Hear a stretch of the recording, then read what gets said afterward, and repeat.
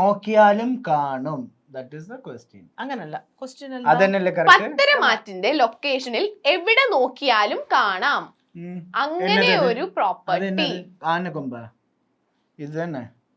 Flower vase എവിടെ നോക്കിയാലും ഓരോരോ കോർണറിൽ ഒന്നും ഇല്ലെങ്കിൽ ഒരു വാട്ടർ ഫ്ലവർ വൈസ്. അങ്ങനല്ല ക്വസ്റ്റ്യൻ. ഓക്കേ ഓക്കേ ഓക്കേ, ഒരു ചാൻസും കൂടെ ഒരു ചാൻസ് കൊടുക്കുക. കുറച്ച് ബുദ്ധിപരമായി ചിന്തിക്കുക. അപ്പു പാര് പൈസ തരില്ല മോനെ. ഞങ്ങളിപ്പോ ഒളിച്ചോടും ഇവിടെന്നോ ഞങ്ങൾ ഓടി രക്ഷത്തോട്ട്.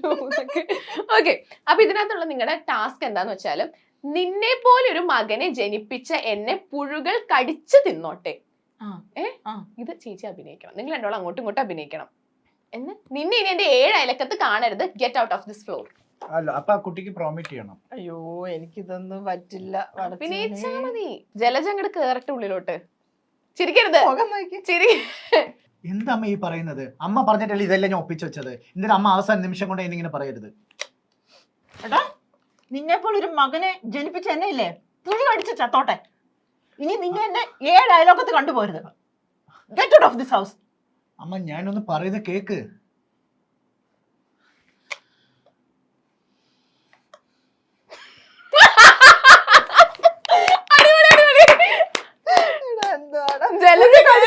പുഴു കടിച്ച് ചത്തോട്ടെ. ഇതൊക്കെ എനിക്കറിയില്ല. ഞാൻ 2 വർഷം കൊണ്ട് അപ്പുവിന്റെ ഐഡിയ ആയിരിക്കും. അടിപൊളിയായിട്ട് ചെയ്തിട്ട് രണ്ടുപേരും നന്നായിട്ട്. Super super. ഇത് ഇനി ഒരു ക്വസ്റ്റിനും കൂടെ തെറ്റിച്ചാലാണ് ആ പൈസ എനിക്ക് തിരിച്ചു തരണ്ടുള്ളൂ. ഇനി അടുത്തതിൽ സെറ്റ് ആക്കിയാൽ മതി. ഇതെന്തുവാ അത് ഒടിച്ചെടുത്തോ? ഈ കുട്ടിയുടെ ഒരു ചെറിയ അംശങ്ങൾ മാത്രമാണ് നിങ്ങൾ കാണുന്നത്. ഓക്കെ, അപ്പൊ നമുക്ക് അടുത്ത ക്വസ്റ്റ്യനിലേക്ക് പോവാം. ഓക്കെ, പത്തരമാറ്റിന്റെ ലൊക്കേഷനിൽ ഏറ്റവും കൂടുതൽ തവണ അബദ്ധങ്ങൾ പറ്റിയിട്ടുള്ള ആർട്ടിസ്റ്റ്. ഓക്കെ, നോക്കട്ടെ. അബി ജലജ. കളത്തരം നോക്കട്ടെ. ആകാശ്. എന്റെ സ്വന്തം പേര് എനിക്ക് ഓൾറെഡി അറിയാലോ. അന്നാലും പറ്റത്തില്ല. അപ്പൊ എഴുതാൻ അയ്യോ, അത് കംപ്ലീറ്റ് ചെയ്തിട്ട് പറഞ്ഞാ പോരായിരുന്നോ? എന്നടി ഞാൻ ഫുള്ള് എഴുതിട്ടാണ് കാണിച്ചത്. സാരമില്ല. ഇത് ശരി പോലെയാണ്. ഇത് കറക്റ്റ് ആയിട്ടാണ്. ഇത് കറക്റ്റ് ആണ്. കാരണം ജലജ സ്വന്തമായിട്ട് ഞാൻ എഴുതാം. അബി ആകാശ് ഒന്ന് പേര് സെയിം. ഞാൻ പക്ഷെ പത്തരമാറ്റെന്ന് പറഞ്ഞോണ്ട് ഞാൻ ക്യാരക്ടർ അത് കുഴപ്പമില്ല. സെയിം ആണ്. ഓക്കെ, അപ്പൊ നമുക്ക് അടുത്ത ക്വസ്റ്റ്യനിലേക്ക് പോവാം. കറക്റ്റ് ആണ്. അപ്പൊ അതുകൊണ്ട് ടാസ്ക് ഇല്ല. ഓക്കെ, ഏത് സീരിയലുമായാണ് പത്തരമാറ്റിന് ഏറ്റവും കൂടുതൽ മത്സരമുള്ളത്? കറക്റ്റ് ആയിട്ട് എഴുതണേ. അക്ഷരമൊന്നും തെറ്റി പോവല്ലേ? ഓക്കെ, അടിപൊളി സെറ്റ്. ഓക്കെ, അടുത്തത്. ഞങ്ങളെ രക്ഷിക്കണേ. നിങ്ങളുടെ ലൊക്കേഷനിൽ നിന്നും ഒരാളെ ബിഗ് ബോസ് ഷോയിലേക്ക് പറഞ്ഞു വിടണം. ആരെയാകും ആ ഷോയ്ക്ക് ഏറ്റവും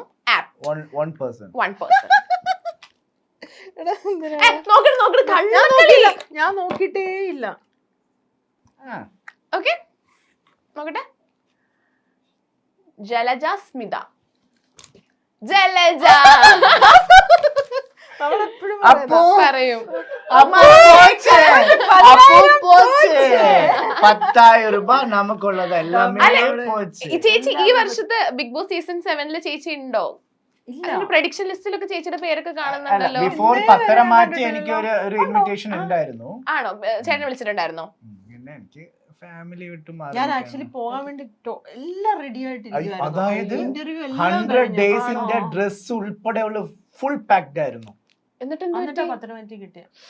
അയ്യോ, എന്നിട്ട് അല്ല ലൈക്ക് ലാസ്റ്റ് ബാഗ് എല്ലാം പാക്ഡ് ആണ്. എത്ര ബാഗ്സും എല്ലാം 23 പേഴ്സൺസ് ആയിരുന്നു അന്ന്. അപ്പൊ അവര് ലാസ്റ്റ് ഒരു 21 ആക്കി അവര് കുറച്ചു.